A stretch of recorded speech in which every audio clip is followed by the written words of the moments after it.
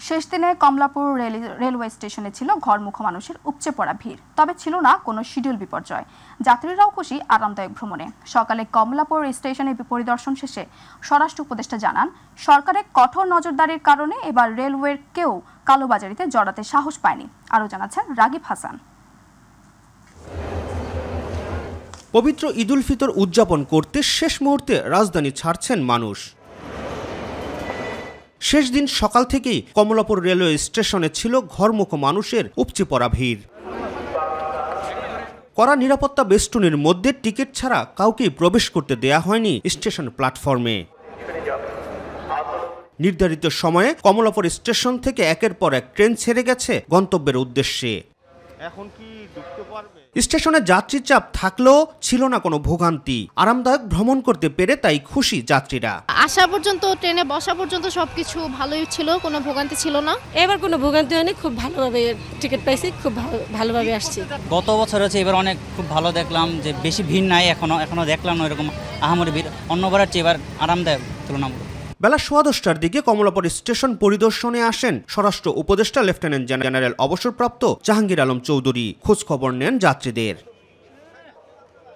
পরিদর্শন শেষে স্বরাষ্ট্র উপদেষ্টা সার্বিক বিষয়ে সন্তুষ্টি প্রকাশ করে বলেন, সরকারের পদক্ষেপের কারণেই রেলওয়ের কেউ কালোবাজারিতে জড়াতে সাহস পায়নি। আমি খুবই খুশি যে খুব ভালোভাবে হচ্ছে। আমার মনে হয় আপনারও খুশি, যে এইবার এই যাত্রাটা ভালো হচ্ছে। আমরা এখানে কোনো রকমের দুর্নীতি প্রশ্রয় দিই নাই, এবং আমাদের যে কর্মচারী আছে রেলওয়ে, তাদেরও ইনস্ট্রাকশন দেওয়া হয়েছিল তারা যেন ঠিক মতো তাদের দায়িত্বটা পালন করে। অনেক সময় আপনারা দেখছেন যে এই কালোবাজারির সাথে কিন্তু আমাদের অনেক সময় এই যে আমাদের কর্মচারীরা অনেক সময় দুই একজন জড়িত হয়ে গেছিল। এবার আল্লাহ দিলে একজনও হয় না। ঈদকে কেন্দ্র করে নিরাপত্তার কোনো ঝুঁকি নেই জানিয়ে সবাইকে সচেতন থাকার আহ্বান জানান তিনি। কোনো ধরনের যেন কোনো রকমের অঘটন না ঘটে, এই জন্য জনগণও যেরকম সচেতন, আপনারা ওরকম সচেতন, আমাদের বাহিনী ওরকমভাবে সচেতন আছে। পরে রেলওয়ে মহাপরিচালক জানান, তাদের সার্বিক ব্যবস্থাপনার কারণেই এবারের রেলযাত্রা নিরাপদ ও আরামদায়ক হচ্ছে। আমাদের একটা ট্রেনে একটু সমস্যা হয়ে গেছিল, অতিরিক্ত যাত্রী এটা উঠেছিল, এটা লালমনি এক্সপ্রেসে। আমাদের এটাকে একটু বিলম্ব হয়েছে, আর বাকি সমস্ত ট্রেনগুলো চলেছে। রাকিব হাসান, মাইটিভি, ঢাকা। ঈদের আনন্দ ভাগাভাগি করতে শেষ মুহূর্তে রাজধানী ছাড়তে শুরু করলেন বিভিন্ন শ্রেণী পেশার মানুষ। আগে থেকে অনেকে গ্রামের বাড়ি চলে যাওয়ায় নেই তেমন ভোগান্তি, তবে অতিরিক্ত ভাড়া আদায় করায় পরিবহন মালিকদের জরিমানা আদায় করেন ভ্রাম্যমাণ আদালত। ইউসুফ আলীর রিপোর্ট। রাত পোহালেই ঈদ, তাই স্বজনদের সাথে ঈদের আনন্দ ভাগাভাগি করতে গ্রামমুখী রাজধানীতে বসবাসরত কর্মজীবী মানুষ রাজধানীর বাস স্ট্যান্ডগুলোতে ভিড় করছেন নারীর টানে বাড়ি যেতে। যাত্রী সংখ্যা কম থাকায় নেই কোনো ভোগান্তি, তাই সড়কপথে অনেকটা স্বাচ্ছন্দ্যে গন্তব্যে ফিরছেন সবাই। ঈদের বন্ধটা এবার বেশি দেওয়ায় যে আমরা নিজেদের ইচ্ছা মতো ভেঙে যেতে পারতেছি। আগে যেটা 3 দিনের একটা বন্ধ ছিল, একসাথে অনেক মানুষের রাশ ছিল, এই জায়গায় দেখা গেছে ফজরের আজানে আসলেও টিকিট পাইতে 1টা 2টা 3টা বেজে যেত। সেই জায়গায় এবার আসার সাথে সাথে 10 মিনিটের টিকিট পেয়ে গেছি। আগের বারের থেকে এবার সবকিছুই ভালো আছে, নর্মাল আছে, টিকিট পাইতেও কোনো ঝামেলা হয় নাই। আমাদের পূর্বে যারা গেছে তারা বলছে না, মোটামুটি যানজট ক্লিয়ার, মোটামুটি ভালো দেখে মনে হচ্ছে। ছুটি পাইছে, বাড়িতে চলে যেতে, যানজট না থাকে তাহলে ভালো হয়ে যাওয়া যাবে। এদিকে অতিরিক্ত ভাড়া আদায়ের অভিযোগ প্রমাণিত হলে জরিমানা আদায় করছেন ভ্রাম্যমাণ আদালত। কাউন্টারে কোনো টিকিট দেয় না, সব গাড়ির ভিতরে দেয়। তারপরে মালিক সমিতির অনুরোধে আমি জরিমানা পরের থেকে ছেড়ে দিচ্ছি, নাহলে কালকে আমি ওদের রুট পারমিট বন্ধ করে দিতাম। আজকে আবার একটা গাড়িতে 3 জন যাত্রী আছে, 3 জনই আমার কাছে অভিযোগ করছে। আমি গিয়ে দেখি ঘটনা সত্য, তাদের কাছ থেকে আজকেও ভাড়া বেশি নিচ্ছে এবং এইখানে কোনো টিকিট দিচ্ছে না, গাড়ির ভিতরে টিকিট দিচ্ছে। ঈদের সময় আমরা বারবার বলতেছি কোনোভাবেই ভোগান্তি করা যাবে না, ভাড়া 1 টাকাও বেশি রাখা যাবে না। দেন ওনাকে 3000 টাকা জরিমানা করেন, দেন 3000 টাকা জরিমানা দেন।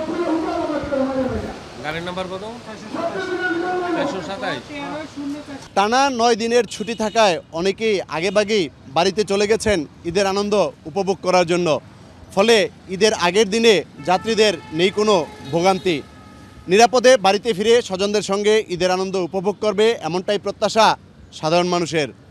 ইউসুফ আলী, মাইটিভি, ঢাকা। দর্শক, এই মুহূর্তে গাজীপুর থেকে মহাসড়ক পরিস্থিতির খবর জানাচ্ছেন প্রতিনিধি চঞ্চল খান। ধন্যবাদ আপনাকে। আপনি জানেন যে রাত পোহালেই কিন্তু পবিত্র ঈদ উল ফিতর, মানুষ শেষ মুহূর্তে ঢাকা ছাড়ছে।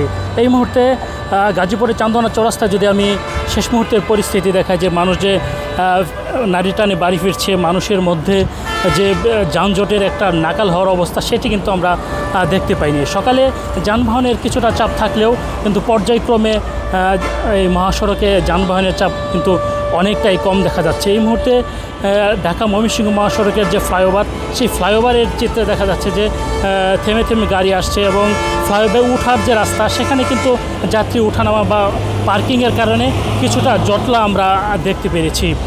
সব কিছু মিলিয়ে যে এইবারে ঈদযাত্রা বলা যায় যে অনেকটাই নির্বিঘ্ন এবং স্বাভাবিক রয়েছে, যেহেতু শিল্প কলকারখানা এবং সরকারি বেসরকারি প্রতিষ্ঠানগুলো পর্যায়ক্রমে ছুটি দেওয়া হয়েছে। এই লম্বা ছুটি থাকার কারণে কিন্তু মহাসড়কে যানজটের তীব্রতা লক্ষ্য করা যায়নি। আমরা আরেকটি বিষয় যদি জানানোর চেষ্টা করি তাহলে যাত্রীদের পক্ষ থেকে যে বাড়তি ভাড়ার একটি অভিযোগ সেটি কিন্তু থেকেই যাচ্ছে এবং বরাবরই তারা অভিযোগ করে যাচ্ছে যে 2 গুণ 3 গুণ এবং তার চেয়ে বেশি ভাড়া দিয়ে তাদেরকে কিন্তু তাদের গন্তব্যস্থলে যেতে হচ্ছে এবং তথাপিও তারা কিন্তু প্রয়োজনের তুলনায় যানবাহন তারা পাচ্ছে না। আমি আরেকটি বিষয় জানিয়ে রাখি যে যানবাহন নির্বিঘ্নে চলার জন্য কিন্তু গাজীপুর মেট্রোপলিটন পুলিশ, জেলা পুলিশ সহ হাইওয়ে পুলিশ সর্বত্র নিরবিচ্ছিন্নভাবে সেবা দিয়ে যাচ্ছিল। তো এবারে ঈদযাত্রা এখন পর্যন্ত স্বাভাবিক এবং সুন্দর রয়েছে, কোথাও যানজটের তীব্রতা তেমন লক্ষ্য করা যায়নি। সব কিছু মিলিয়ে যে এই মুহূর্তে যে গাজীপুরের চান্দনা চৌরাস্তায় যে গাড়ির যে অবস্থা সেটি কিন্তু অনেকটাই কিন্তু স্বাভাবিক রয়েছে। তো গাজীপুর থেকে এই ছিল আমার কাছে ঈদযাত্রার সর্বশেষ খবর। রমজানের শেষ দিনে যাত্রীর চাপ বেড়েছে সদরঘাটের লঞ্চ টার্মিনালে। ঘরমুখো মানুষের পদচারণায় মুখর হয়ে উঠেছে সারা বছর ফাঁকা পড়ে থাকা লঞ্চের ডেক। তবে সঠিক সময়ে লঞ্চ না ছাড়ায় অভিযোগ রয়েছে যাত্রীদের। পরিস্থিতি স্বাভাবিক রাখতে কাজ করছে আইনশৃঙ্খলা রক্ষাকারী বাহিনী। আফজাল হোসেনের রিপোর্ট। সবকিছু ঠিক থাকলে রাত পোহালে ঈদ, তাই তো ঘরে ফিরতে শেষ মুহূর্তের ব্যস্ততা। সদরঘাটের লঞ্চ টার্মিনাল যেন ফিরে পেয়েছে চিরচেনা রূপ। কিন্তু যাত্রী সংকটের কারণে ভোর 6টায় ছাড়ার কথা থাকলেও সকাল 11টা অবধি ছাড়েনি কিছু লঞ্চ। এতে ক্ষুব্ধ যাত্রীরা। সকাল 6টা লঞ্চটা ভিড়াইছে, সব লোক উঠাইছে, লঞ্চ ভরিয়া গেলে লঞ্চ ছাড়া দিব। এখন 11টা বাজে, ভিতরে কোনো একটা জায়গা নাই, ভাড়া দেওয়ার। এখন লঞ্চটা 11টা বাজে, এখনো লঞ্চ ছাড়ে না। অতিরিক্ত যাত্রী, এখন ভিতরে বাচ্চারা গরমে অনেক বাচ্চা অসুস্থ হয়ে যেতেছে, তাদেরকে গায়ে কোনো কথা লাগতেছে না। রোজা রেখে লঞ্চ আসছে, অনেক কষ্ট হচ্ছে। মানুষ অনেক বয়স্ক লোক আছে, মুরব্বী, ওনারা বলতেছে বাবা গরমে অনেক মানুষের প্রেশার, অনেক চাপ, এজন্য মানুষ অনেক ক্লান্তি হয়েছে। কিন্তু লঞ্চটা ভরে গেছে, এখন যদি লঞ্চটা ছেড়ে দেয় তাড়াতাড়ি তাহলে হচ্ছে মানুষ স্বাচ্ছন্দ্যে যেতে পারে। ঠিক আছে। অবশেষে সেনাবাহিনী এসে পরিস্থিতি নিয়ন্ত্রণে নেয়, নিজ গন্তব্যে ছেড়ে যায় লঞ্চ। দু একটি এমন অভিযোগ ছাড়া বেশিরভাগ লঞ্চই সময় মতো টার্মিনাল ছেড়েছে। পরিবারের লাগে ঈদ করতে অনেক মজা হইবে, ভালো লাগে, যাইতে সমস্যা আর এবার তো যাইতে দিতে আসেন ওরকম জুলিয়া যাইতে দিতে আসেন, কোনো সমস্যা হয় না ইনশাআল্লাহ। আইন শৃঙ্খলা বাহিনী যে ডিউটি করছে কোনো অ্যাক্সিডেন্ট কিছু হয় না, সব ঠিক আছে ইনশাআল্লাহ। এবার তো কমই ভিড়, আগে অনেক ভিড় হইতো। রমজানের শেষ দিনে যাত্রীদের চাপ বেড়েছে সদরঘাটের লঞ্চ টার্মিনালে। প্রিয়জনের সাথে ঈদের ছুটি কাটাতে ঘরে ফিরছেন রাজধানীবাসী, আর তাদের এই ঘরে ফেরা সুন্দর করতে কাজ করছে র্যাব, পুলিশ, নৌপুলিশ সহ সেনাবাহিনী। ঈদের ছুটি কাটিয়ে নিরাপদে সবাই রাজধানী ফিরে আসুক, এটাই প্রত্যাশা এখানকার সবার। আফজাল হোসেন, মাই টিভি, ঢাকা।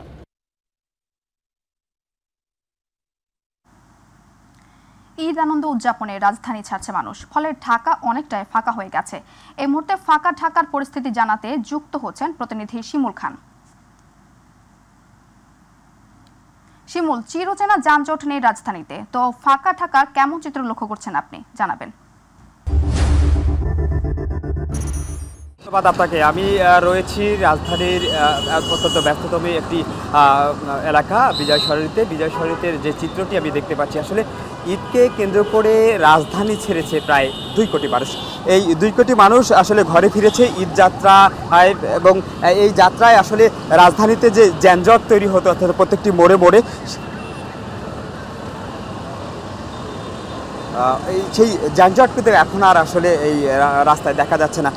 এক প্রান্ত থেকে আরেক প্রান্ত যেতে খুবই অল্প সময় লাগছে, এবং আসলে যারা ঢাকায় রয়েছেন, ঢাকায় যারা ঈদ করার যে মানুষগুলো রয়েছেন বা বিভিন্ন গন্তব্যে যাচ্ছেন, তারা কিন্তু খুবই সুশৃঙ্খলভাবে যাচ্ছেন। এবং এক প্রান্ত থেকে আরেক প্রান্তে যেতে খুবই অল্প সময় লাগছে এবং এখানে যারা দায়িত্ব পালন করছেন ট্রাফিক বিভাগের কর্মকর্তারা, তাদের সাথে আমরা কথা বলেছি। তারা একটু অলস সময় পাস করছেন, কারণ অতীতের ন্যায় অতীতে যারা আসলে দায়িত্ব পালন করেন তারা কিন্তু আসলে এই যে একটি মানে ফ্রি সময় পাচ্ছেন, এই ফ্রি সময়কে দায়িত্ব পালনের পাশাপাশি কিন্তু তারা কাজে লাগাচ্ছেন। আমি যদি একটু দেখানোর চেষ্টা করি, আসলে যেই রাস্তাগুলো রয়েছে, আমার সামনে যে রাস্তাটি দেখতে পাচ্ছেন এটি আসলে মহাখালীর দিকে গেছেন, অত্যন্ত ফাঁকা এবং ফাঁকা রাস্তায় আমরা দেখতে পেয়েছি। এবং শুধু এই বিজয় সরণি নয়, আমরা বেশ কয়েকটি জায়গা ঘুরেছি। আমরা শাহবাগে গিয়েছিলাম, আমরা কারণ বাজারে গিয়েছিলাম, আমরা মতিঝিলেও গিয়েছেন, ঠিক একই চিত্র কিন্তু আমরা দেখতে পেরেছি। আরেকটি বিষয় যদি জানিয়ে রাখি, ঈদকে রাজধানীবাসীকে নিরাপত্তা দিতে আসলে আইনশৃঙ্খলা রক্ষাকারী বাহিনীর যে সদস্যরা রয়েছেন তারাও কিন্তু তৎপর রয়েছেন। কিছুক্ষণ পরপরই সেনা সদস্যরা টহল দিচ্ছেন, আইনশৃঙ্খলা রক্ষাকারী বাহিনীর অন্যান্য যে সদস্যদের পুলিশের সদস্যরাও কিন্তু টহল দিচ্ছেন। আমি আরেকটু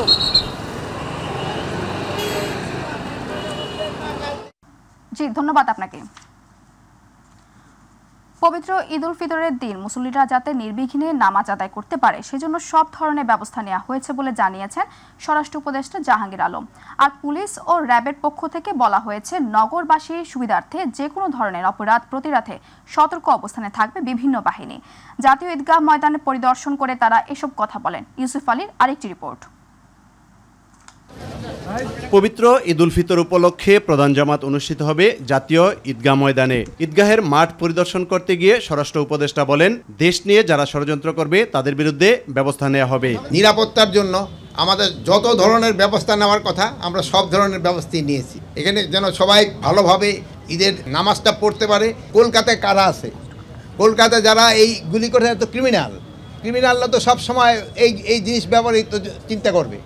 তা আমরা এই ক্রিমিনালদের এগেনস্টে কি ধরনের ব্যবস্থা নেওয়া যায় আমরা সেই ধরনের ব্যবস্থা নিব। ঈদগাহ ময়দান পরিদর্শন শেষে ডিএমপি কমিশনার ও র্যাবের মহাপরিচালক জানান, ঈদের ছুটিতে রাজধানীতে অপরাধ নিয়ন্ত্রণে রাখতে কাজ করবে বিভিন্ন বাহিনী।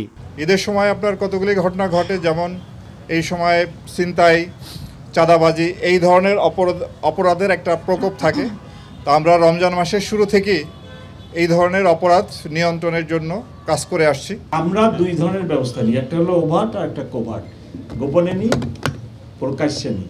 তো অনেক কিছু তো আমরা নিরাপত্তার স্বার্থে গোপন রাখি। স্পেশালি আমরা খুব সতর্ক থাকি, পেটি নেচারের যে ক্রাইম হয় রাস্তায়, স্ট্রিট ক্রাইম বলেন অনেকে, বা মাগিং বা ছিনতাই, সেগুলো আমরা নিয়ন্ত্রণে রাখছিলাম।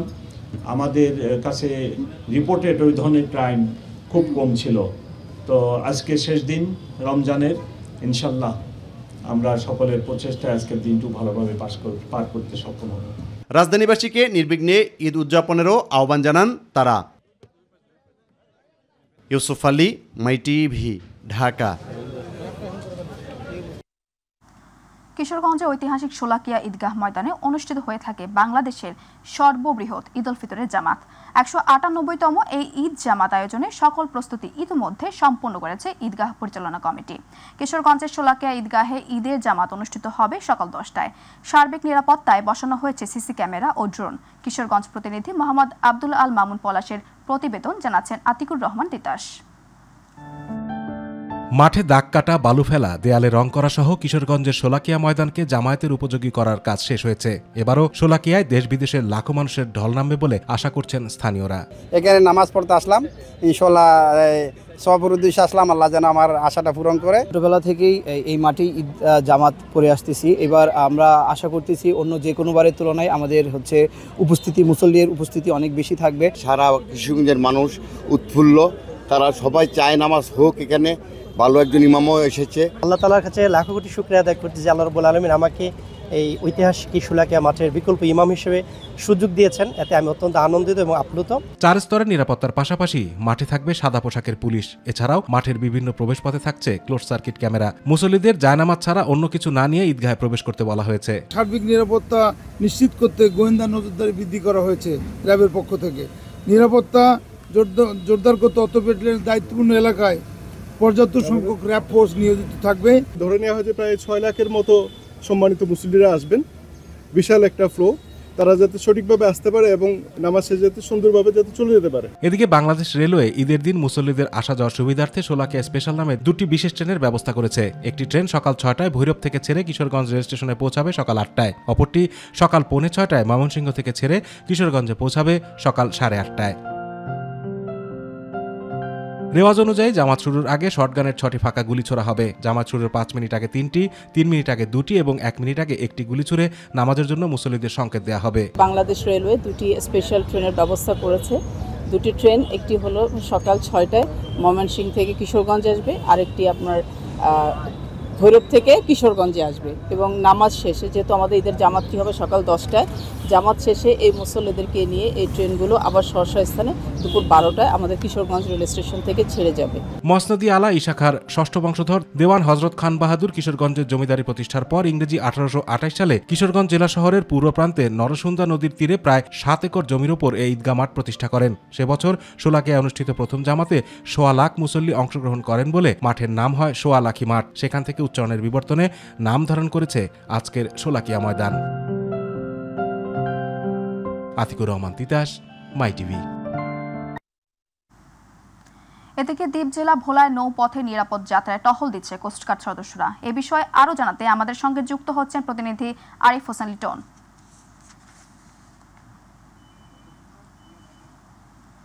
লিটন, ভোলার বর্তমান অবস্থা আমাদের জানাবেন প্লিজ।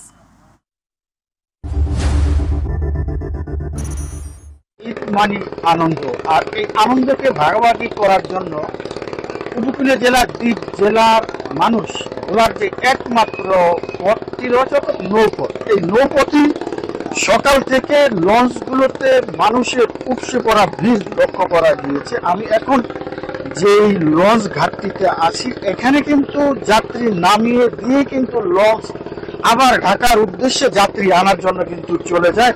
প্রায় 22 লাখ লোকের বসবাস যে উপকূলীয় জেলাটিতে, সেই জেলা থেকে প্রায় 5 লক্ষাধিক লোক কিন্তু ঢাকা সহ বিভিন্ন জায়গায় তারা বিভিন্ন কর্মস্থানে রয়েছেন এবং তারা এই নারীর টানে ঘরে ফেরা ঘরমুখো মানুষ নিজ বাসস্থানে ঈদ উদযাপন করার জন্য কিন্তু তারা এই নদী বন্দরে তারা প্রিয়জনের সাথে ঈদ করার জন্য সকাল থেকে লঞ্চ ঘাটগুলিতে ভিড় করেছেন এবং যাত্রীরা যাতে নিরাপদে তাদের গন্তব্যে পৌঁছতে পারে তার জন্য কিন্তু সকাল থেকে এই ভোলার ঘাটগুলিতে বাংলাদেশ নৌবাহিনী সহ অন্যান্য বাহিনী কিন্তু যাত্রীদের নিরাপদে পৌঁছে দেওয়ার জন্য তারা কিন্তু টহল দিয়ে যাচ্ছেন। যেখানে সন্দেহ হচ্ছে তাদেরকে ব্যাগ খুলে কিন্তু পরীক্ষা করা হচ্ছে যে কোথাও কোনো রকমের অপ্রীতিকর ঘটনা যাতে না ঘটে। তবে নৌবাহিনীর পক্ষ থেকে আরো কিছু বিষয় আমাকে যেমনটা জানানো হচ্ছে যে। ধন্যবাদ আপনাকে। সৌদি আরব, সংযুক্ত আরব আমিরাত, কাতার, বাহরাইন ও কুয়েত সহ 11টি মুসলিম দেশে আজ ঈদ উল ফিতর উদযাপিত হচ্ছে। মক্কায় মসজিদ আল হারামে পবিত্র ঈদ উল ফিতরের নামাজ অনুষ্ঠিত হয়েছে। সৌদি আরবে স্থানীয় সময় সকাল 6:30 ঈদের নামাজে প্রথম জামাত হয়। মসজিদ আল হারামে ঈদ উল ফিতরের নামাজের ইমামতি করেন শায়েখ আব্দুর রহমান আস-সুদাইস। প্রতি বছরের মতো এবারও ফজরের নামাজের আগেই মুসল্লিরা ঈদ উল ফিতরের নামাজে অংশগ্রহণের জন্য মসজিদুল হারামের ভেতরে ও বাহিরে উপস্থিত হন। নামাজে সৌদি নাগরিক, প্রবাসী ও বিভিন্ন দেশ থেকে আসা, ওমরা হজ করতে আসা হাজি সহ বিপুল সংখ্যক মুসল্লি অংশ নেন। নামাজ শেষে সমগ্র মুসলিম জাতির কল্যাণ কামনা করে মোনাজাত করা হয়।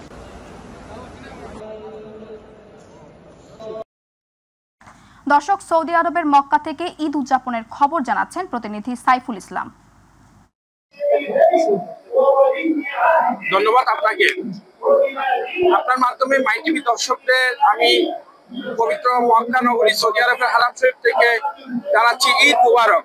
আপনি দেখতে পাচ্ছেন আজকে পবিত্র ঈদ উল ফিতরের সর্ববৃহৎ যে জামাত যে মক্কার হারাম শরীফ অনুষ্ঠিত হয়েছে। তো এখানে ইমামতি করেছেন শেখ আব্দুর রহমান সুদাইস। এখানে যে বিশ্বের প্রত্যেক রাষ্ট্রের মুসল্লিরা এখানে অংশগ্রহণ করেছেন। প্রায় 40 লক্ষাধিক মুসল্লি এখানে ঈদের শেষ যে ঈদ উল ফিতরের নামাজে অংশগ্রহণ করার জন্য এখানে সমবেত হয়েছে। তো দেখতেই পাচ্ছেন এখানে লক্ষ লক্ষ যে মুসল্লিরা এখানে নারী পুরুষ শিশু সবাই মিলে কিন্তু একসাথে ঈদের জামাতে অংশ নিয়েছেন। তো সব মিলিয়ে কিন্তু আনন্দকর মুহূর্তে কিন্তু এখানে প্রবাসী বাংলাদেশি সহ যারা রয়েছে সব দেশের মানুষ কিন্তু এখানে অবস্থান করছেন এবং ঈদ আনন্দ উপভোগ করছেন, একে অন্যের সাথে ঘোরাঘুরি করছেন এবং তারা একজনের সাথে আরেকজনের যে ঈদ আনন্দ উপভোগ করছেন। এই ছিল আমার সর্বশেষ। দর্শক, এবার কুয়েত থেকে ঈদ উল ফিতরের উদযাপনের খবর জানাচ্ছেন কুয়েত প্রতিনিধি আলামিন রানা। আপনাকে ধন্যবাদ। আপনার মাধ্যমে জানাতে চাই যে 1 মাস সিয়াম সাধনার পর যথাযথ মর্যাদা ও ধর্মীয় ভাবগম্ভীর্যের মধ্য দিয়ে কুয়েতে পালিত হচ্ছে ঈদ উল ফিতর। স্থানীয় সময় ভোর 5:55 একযোগে কুয়েতের সর্বোচ্চ ঈদের জামাত আদায় করেন বিশ্বের বিভিন্ন দেশের মুসলমানদের সঙ্গে প্রবাসী বাংলাদেশিরাও। প্রতি বছরের মতো এবারও প্রায় 18টি স্থানে বাংলা খুতবা সহ নামাজ পড়ার সুযোগ পান বাংলাদেশিরা। সেসব স্থানে বাংলাদেশি প্রবাসীদের অসংখ্য সমাগম দেখা যায়। নামাজ শেষে বিশ্বের বিভিন্ন দেশের মুসলমানদের সঙ্গে প্রবাসী বাংলাদেশিরাও একে অন্যের সাথে ঈদের শুভেচ্ছা বিনিময় করেন। আপনাকে আরেকটি বিষয় জানিয়ে রাখি যে প্রবাসীদের ঈদের দিনগুলোকে অন্য দিনগুলোর সঙ্গে পার্থক্য করা কঠিন, কেননা অনেক প্রবাসীকেই ঈদের দিনও কাটে তাদের ডিউটিতে। বিভিন্ন দেশের সবাইকে নিয়েই এক একজন প্রবাসীর এক একটি পরিবার, তাই অপরিচিত শহরে আপন করে নেয়া পরিবারের সদস্যদের সঙ্গে ঈদ আনন্দ ভাগাভাগি করেন প্রবাসীরা। তবুও প্রবাসীদের প্রত্যাশা 1 মাস সিয়াম সাধনার পর ঈদের খুশি ছড়িয়ে যাক সবার মাঝে। এই ছিল আমার কাছে কুয়েতের ঈদ উদযাপনের সর্বশেষ। হিজরি 1446 সনের পবিত্র শাওয়াল মাস গণনা শুরু এবং পবিত্র ঈদ উল ফিতরের তারিখ নির্ধারণে আজ জাতীয় চাঁদ দেখা কমিটি বৈঠক অনুষ্ঠিত হবে। সন্ধ্যা 6:30টায় ইসলামিক ফাউন্ডেশনে বাইতুল মোকাররম সভাকক্ষে কমিটির সভা অনুষ্ঠিত হবে। এতে ধর্ম বিষয়ক উপদেষ্টা ডক্টর আফম খালিদ হোসেনের সভাপতিত্ব করার কথা রয়েছে।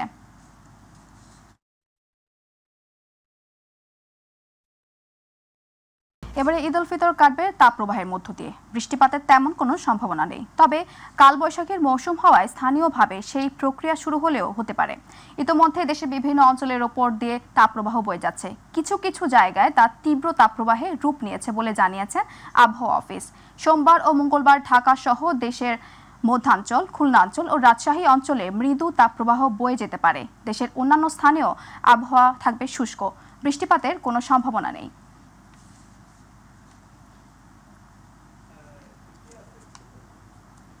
যেদিনই ঈদ হোক, তবে ওইভাবে বৃষ্টির সম্ভাবনা নেই। একটু সম্ভাবনা দেখা যায় সিলেটের দিকে, তার সম্ভাবনা অনেক কম, 20%-এর মতো। তাও হয়তো বিকেলে বা রাত্রে 1-2 মিলিমিটার বৃষ্টি পড়লেও পড়তে পারে, যেটা সিলেটে। তবে দেশের সিলেট ছাড়া বাদবাকি জায়গায় বৃষ্টির তেমন সম্ভাবনা নেই।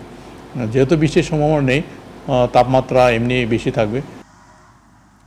প্রধান উপদেষ্টার সদ্য সমাপ্ত চীন সফরকে ইতিবাচক ভেবে দেখছে বিএনপি। দেশটির সাথে বিভিন্ন কারণে দ্বিপাক্ষিক সম্পর্ক মজবুত দরকার বলে মনে করেন দলটি।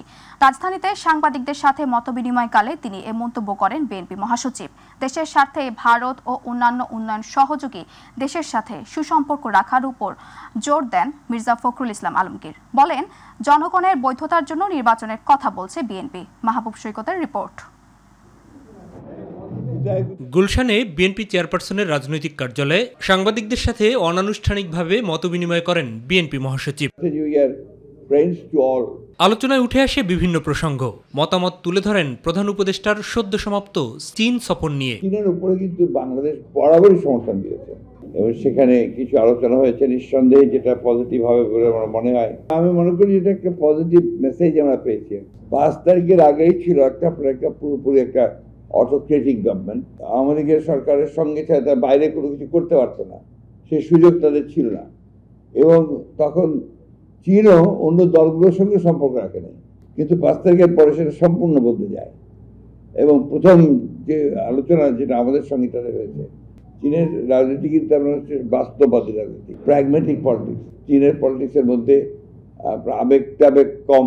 ভূ রাজনৈতিক অবস্থার কারণেই বাংলাদেশ এবং চীন উভয়ের সাথে সুসম্পর্ক রাখা জরুরি বলেও মন্তব্য করেন বর্ষিয়ান এই রাজনীতিবিদ। চীন, ভারত এবং মার্কিন যুক্তরাষ্ট্র তো বাংলাদেশে একটা আলাদা আগ্রহ আছে। সেই আগ্রহটা হচ্ছে ইন্দো প্যাসিফিক যে সেটার উপরে। সেই কারণে সবাই চায় যে বাংলাদেশের সম্পর্কে একটা ভালো সম্পর্ক তৈরি হোক। বাংলাদেশের সবচেয়ে ভালো কাজ হবে এটাকে নিজের স্বার্থে কাজে লাগানো। ভারতের সাথেও সুসম্পর্ক রাখা কেন জরুরি তারও ব্যাখ্যা দেন সাবেক এই মন্ত্রী। ব্যাপার হচ্ছে যে ওয়ান হু ইজ প্র্যাকটিক্যাল। আমরা রাষ্ট্র চালিয়েছি অতীতে, আমরা আবার রাষ্ট্র চালাবো বলে আশা করি। আমাদেরকে সবসময় আপনার বাস্তব অবস্থা চিন্তা করতে হয়। বাংলাদেশের এটা যে জিওপলিটিক্যাল যে অবস্থান, রাজনৈতিক যে অবস্থান, অর্থনৈতিক যে অবস্থান, সব মিলিয়ে এটা ডিমান্ড করে যে Bangladesh should be friends to all. গণহত্যার বিচার নিশ্চিত করার দাবি সহ আওয়ামী লীগের ব্যাপারে দেশের মানুষ সিদ্ধান্ত নেবেন বলেও মন্তব্য করেন মির্জা ফখরুল ইসলাম আলমগীর। আওয়ামী লীগ রাজনীতি করবে কি করবে না এই সিদ্ধান্তটা নেবে জনগণ। যারা এই গণহত্যার সঙ্গে জড়িত তাদেরকে অবিলম্বে আরো দ্রুত তার সঙ্গে তাদের আপনার বিচার হওয়া উচিত। মাহবুব সৈকত, মাই টিভি, ঢাকা।